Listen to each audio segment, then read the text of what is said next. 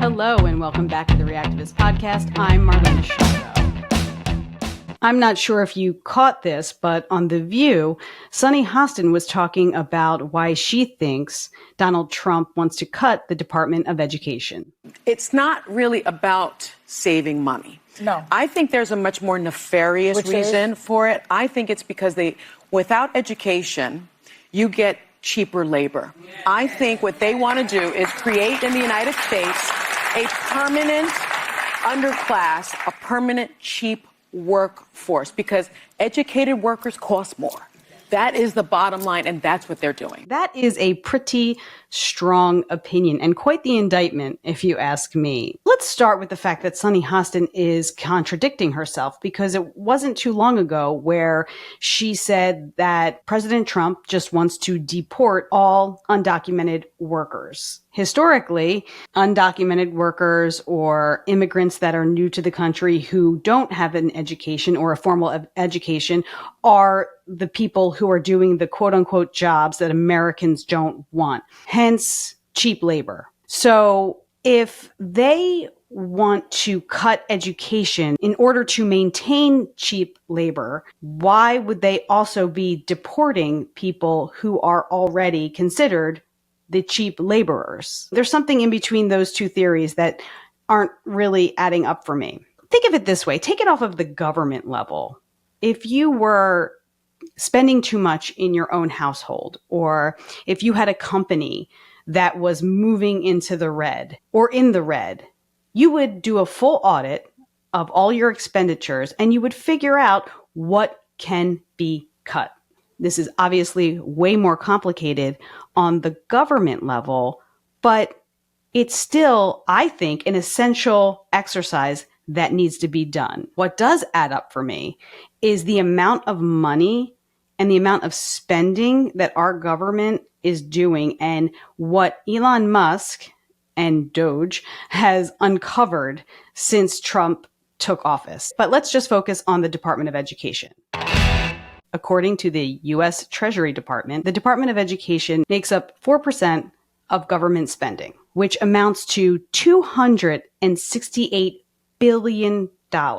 Billion with a B. That's a lot of pocket change. What he's doing is really taking money from kids who really need it in the field. And these departments, yes, they can be much more efficient, but that's what the education department does. It gives out money to kids so you can feed them a decent lunch, so we can have, tutors for reading, so you can actually help kids with math problems. That's what's going on right now. Instead of actually trying to say to states and localities, you got to spend more, which, they should, let's actually have federal dollars that help kids who are poor. Let's actually have federal dollars that help kids who are disabled. Let's actually have federal dollars if career tech ed is important for that kind of things. So what the Department of Education does is it's a supplement that actually really helps kids. And if you ask any teacher in America and you say to them Title I, they're like, oh my God, we need those funds to help kids. About 14% of the spending from the Federal Department of Education goes towards what she's talking about. 14% of the $268 billion.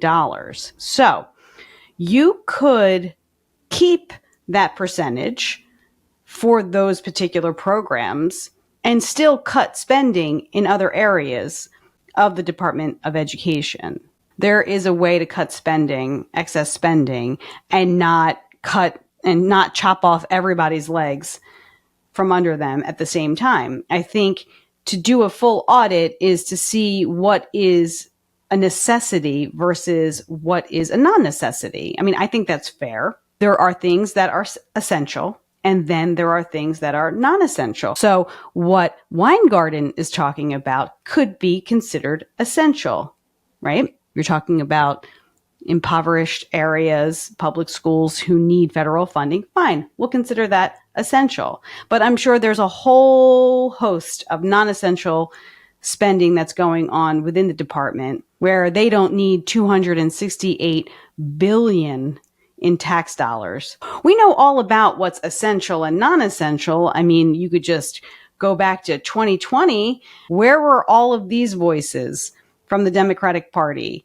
when so many of the blue states decided what should and shouldn't be considered essential? Liquor stores were essential businesses, essential liquor stores, which I would agree with, but that's not the point.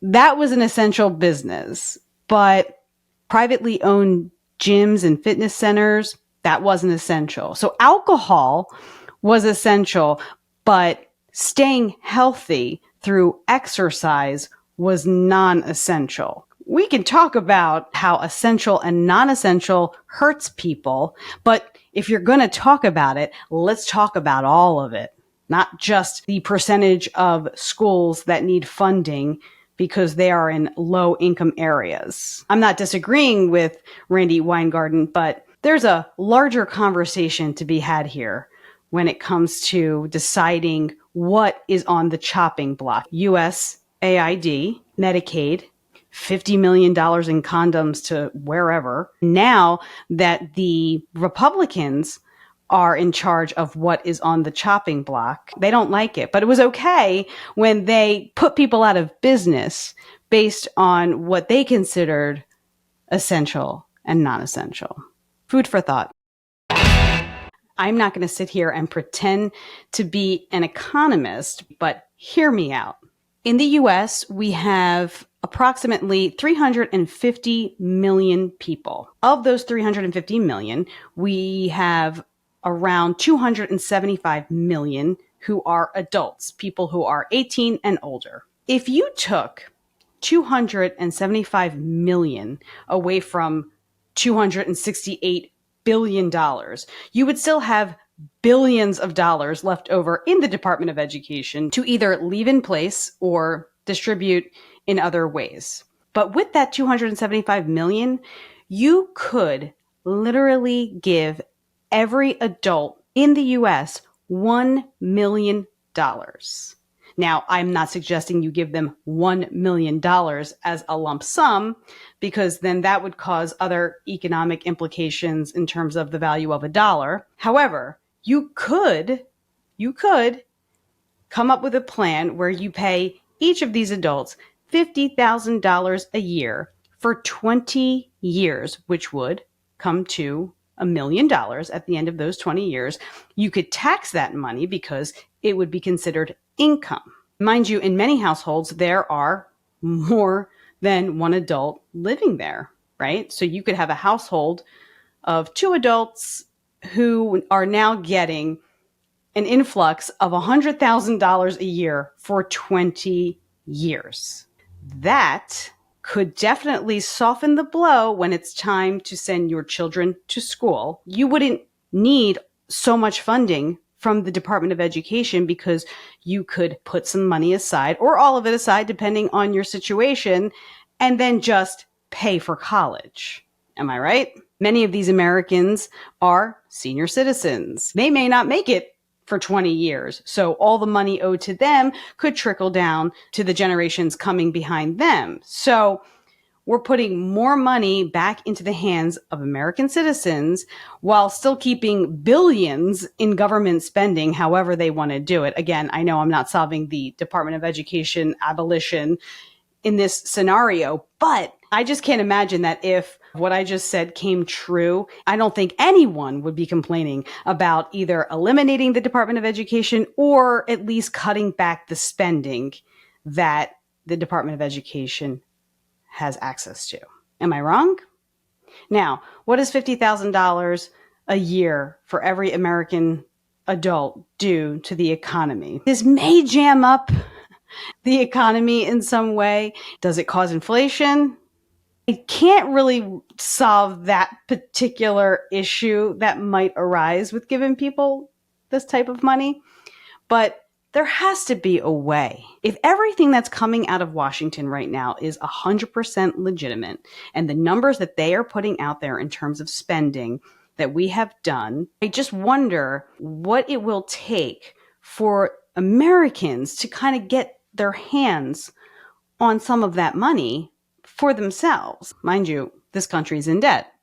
So that part has to get fixed first. But there has to be a way to take some of that money and filter it back into the hands of Americans. I feel like that's a happy medium. The government is still making out in terms of money that they have in their pockets. But I think where Elon Musk comes into play and where the Trump administration comes into play with trying to cut excess spending, unnecessary spending, and to uncover fraud, I think it's a pretty good starting point. And I don't agree with what Sunny Hostin is saying. I don't think the reason for getting rid of the Department of Education has anything to do with trying to keep people uneducated in order to lower the cost of labor. Is anybody paying attention? Is Sunny Hostin paying attention to the net worth of some of the Democrats that are in Washington? How is it that Elizabeth Warren makes a salary of $200,000, yet her net worth is $12 million? If she is so invested in the American people and helping the American people, if she is a supporter of welfare, well, Elizabeth Warren, can you tell us how you parlayed $200,000 a year into $12 million? And of that $12 million, how much are you giving back to the American people? And that's just one example of many. So I don't think there's anything quote unquote nefarious going on. I think that nefarious things have gone on, which is why there is a new set of eyeballs on how our tax dollars have been spent and seemingly squandered.